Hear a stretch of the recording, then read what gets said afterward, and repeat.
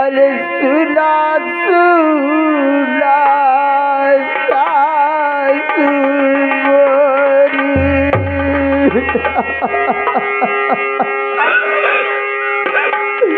माँ माँ तेरी बहुत याद आ रही है माँ। अरे सुना सुना सासू मोरी अरे काती बाली हाथ जोरी सुना सासू मोरी एक हाथ बानी हाथ जोरी सुन सुन सासू मोरी हाथ बानी हाथ जोरी सुन सुन सासू मोरी।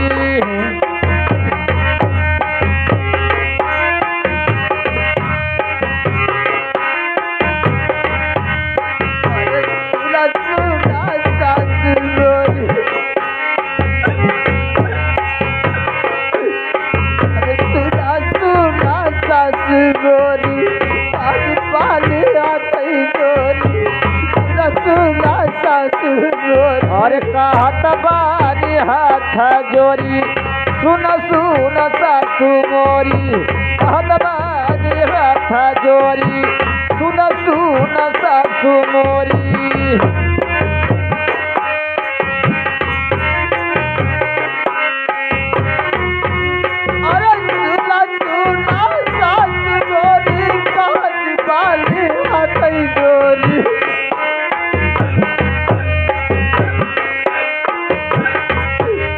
अरे काती बाली हाथ जोरी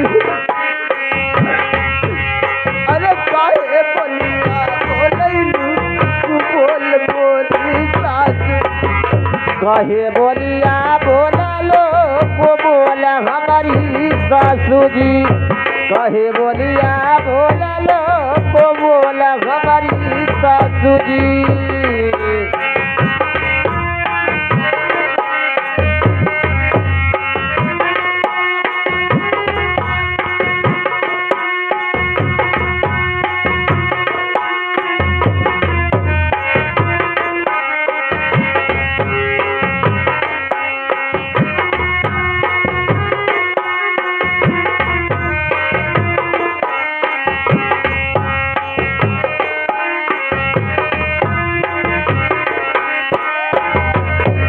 और काहे बोलिया बोललो को बोल हमारी सासू जी कहे बोलिया बोललो को बोल हमारी सासू जी।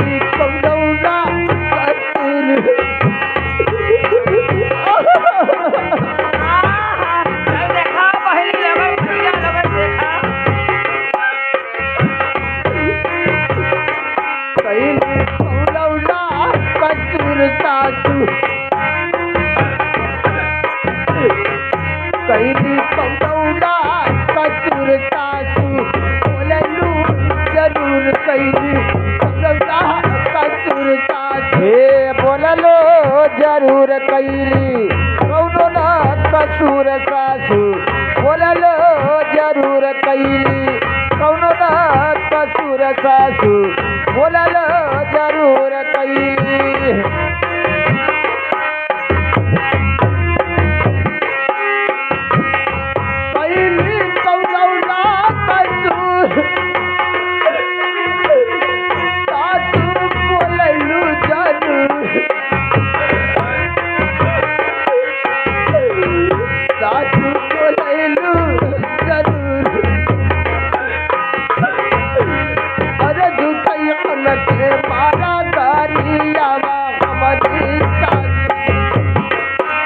अरे झूठा हमके मारा गारी आवा हमारी सासू जी झूठा हमके मारा गारी आवा हमारी सासू जी।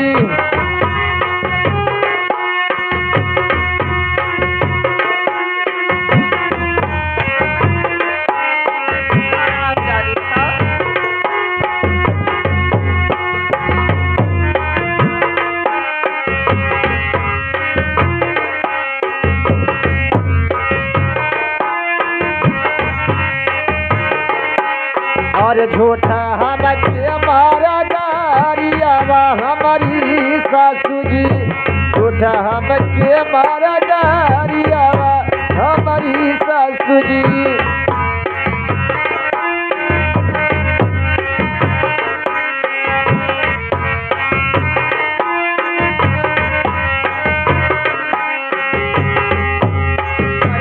मही ताई सासू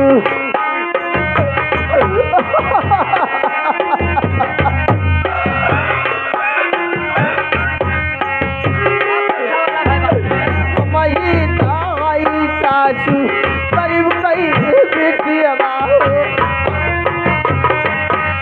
और गरीब का बिटिया बाहू हम ही तगई सासू गरीब का बिटिया बाहू हम ही तगई सासू गरीब का बिटिया बाहू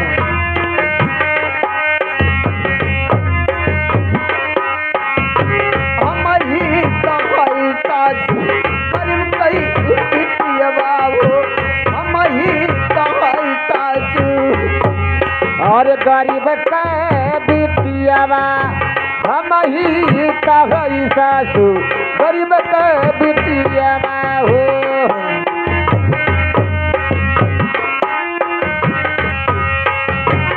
मही ताई सासू करीब कई बेटिया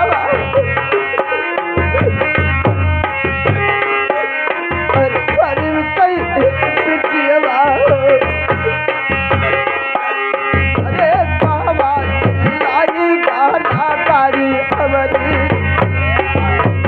कहवा सिलाई गहना साड़ी हमारी सासू जी कहवा सिलाई गहना साड़ी हमारी सासू जी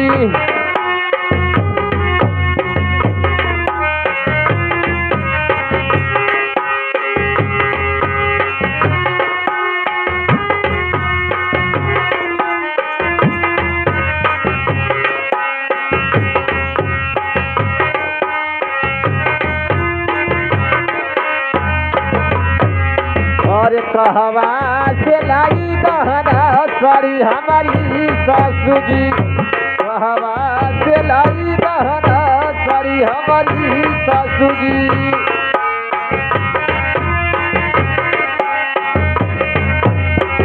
अरे काफी पानी पी रही दूली अरे काफी पानी पी रही दूली मनवई में गुली गुली काफी पानी पी रही दूली और ये मनवा में गुन गुने बहुत बारी तेरा जोनी मनवा में गुने गुने बहुत बारी तेरा जोनी मनवा में गुने गुने पानी पी रही दूली मनवई में गुली गुली काफी पानी पी रही दूली मनवा में गुनी गुनी बहुत बारी तेरा जोनी मनवा में गुने गुने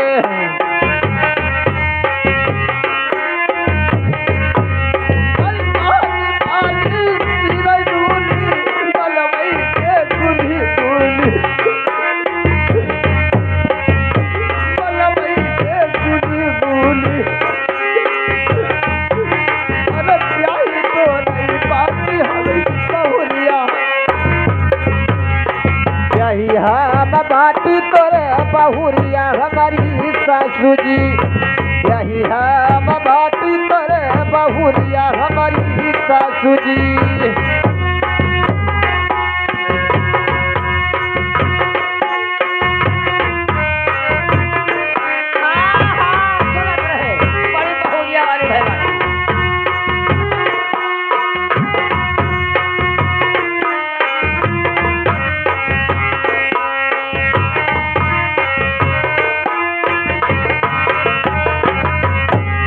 और ब्याही हम बाटी तोरे बहुरिया हमारी सासू जी ब्याही हम बाटी तोरे बहुरिया हमारी सासू जी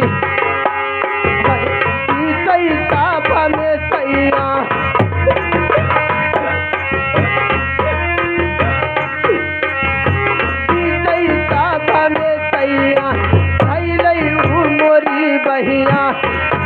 कई सभा में सैया अरे धैलई हो मोरी बहिया बीच सभा में सैया धैलई हो मोरी बहिया बीच सभा में सैया बीच सभा में सैया धैलई हो मोरी बहिया बीच सभा में सैया अरे धैलई हो मोरी बहिया बीच सभा में सैया धैलई हो मोरी बहिया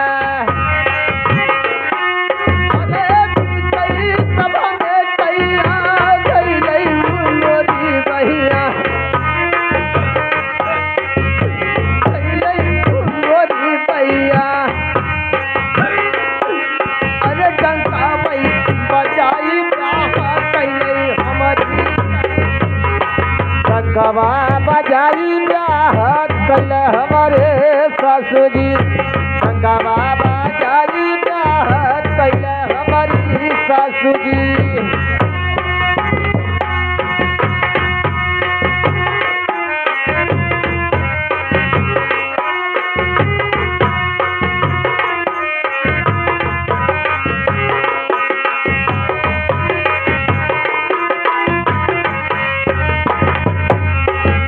डंगवा बजाई ब्याह कैल हो ननदोई जी डंगवा बजाई ब्याह कैल हो ननदोई जी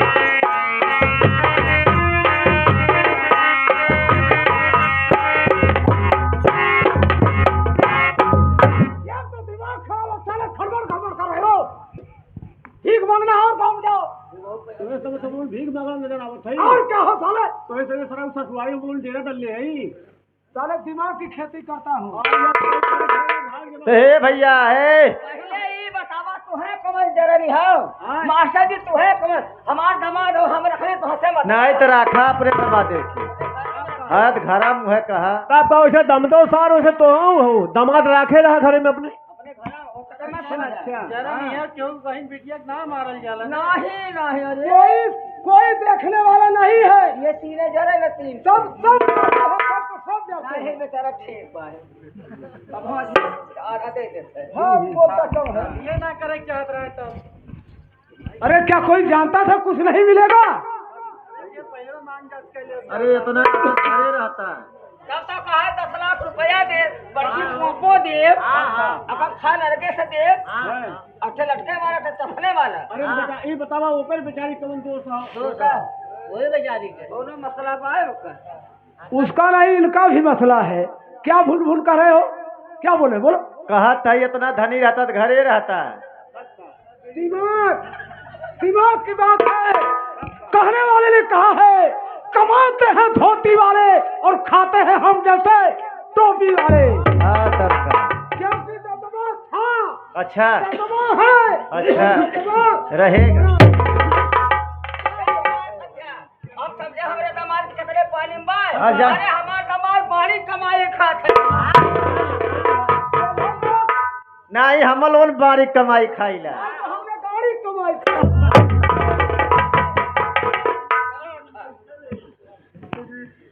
दामाद जी अरे इसको लिखा लो हरामजादी को घर एक काम करिए क्या ए खुशी खुशी सुनाई नहीं दे रहा सुनाई नहीं दे रहा एक काम कर आज और अभी इसी वक्त तू ये महल छोड़ के चली जा जैसे आई वैसे चली जा माँ जी हाँ इस घर को छोड़ के नहीं जाऊंगी हाँ जैसा मुझे पति चाहिए था वैसा पति मिला जैसा मुझे घर चाहिए था वैसा मुझे घर मिला हाँ बाप भिखमंगा रहा है बिटिया राजरानी रहा है माँ जी मेरे बाबूजी को गाली क्यों देती हूँ अरे माँ जी भिखमंगा कमाई था का बोले लीजिए का बोला थी क्या बात है दुल्ही रहे बीमार ये देखो हाँ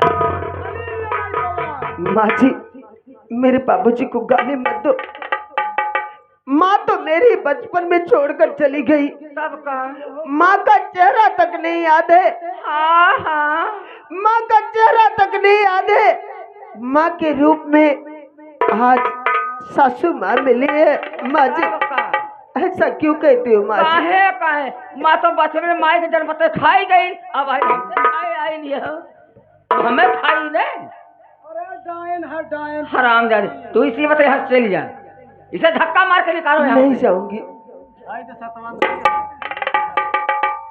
मम्मी उसकी साड़ी अच्छी लग रही है। सोना तू का कहा जी बोला? ये साड़ी चाहिए हमके, साड़िया ये निकल गई थी हमें। सड़िया निकलेगा दी भाई। हाँ अरे पर जौती क्या है? हमके वो अच्छी लगे था, हमें ये ले बाय। अरे हम ए आज सड़िया निकल थे लैले, बात सही हो। आज सड़िया निकल थे लैले, बिहान तोर भयवो निकल गई, वो बैठ गए।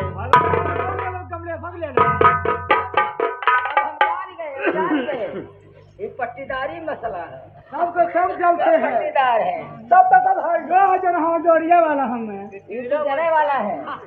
छोड़ साड़ी छोड़, ए छोड़ रे। एक काम करो, माँ बेटी छीनो, ठीक है, और मैं चाय भी करा रहा हूँ, अगर मालिक भैया सुन रहे हो तो चाय भिजवा। ठीक है मैं भाभी। छोड़ हाँ दीदी, भाभी साड़ी दे अच्छा लगे था हमके। ये साड़ी तुम्हें पसंद आ गई? हाँ हमके अच्छी लगी थी भाई। दीदी कैसी बात करती हो, ये साड़ी तुम्हें पसंद आ गई? हाँ ये साड़ी पसंद आ गई। दीदी तुम्हें भी इससे भी अच्छी साड़ी मंगवा दूंगी। छुपे में हमरे शर्म लगैले। हाँ। तब का सड़िया में ना छूती है। ये डब्बा में रहाइले। अच्छा दीदी हाँ ये तुम्हें साड़ी अगर पसंद आ गई है तो तुम्हारे भैया से कह के इससे भी अच्छी साड़ी मंगवा